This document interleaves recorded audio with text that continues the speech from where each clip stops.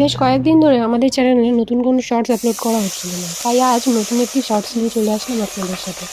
আজ রান্না করলাম পাবদা মাছের একটি নতুন রেসিপি। এটি অত্যন্ত সিম্পল এবং খুব সুস্বাদু একটি রেসিপি। এটা তৈরি করার জন্য প্রথমে তেলের মধ্যে জিরে ফোড়ন দিয়ে তাতে পেঁয়াজ কুচি, রসুন কুচি, টমেটো কুচি, আদা এবং লঙ্কা কুচি দিয়ে ভালো করে ভেজে নিতে হবে কিছুক্ষণ।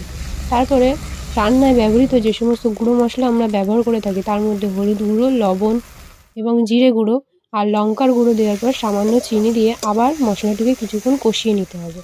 এরপরে কষানোর পরে দিয়ে দিতে হবে সামান্য জল। জল দিয়ে যখন মশলাটি ফুটে উঠবে তখন দিয়ে দিতে হবে আগের থেকে ভেজে রাখা মাছগুলি। মাছগুলি দেওয়ার পর আবারও কিছুক্ষণ ফুটিয়ে উপর থেকে ধনেপাতা দিয়ে নামিয়ে নিলে রেডি আমাদের পাবদা মাছের রেসিপি। ওয়াও!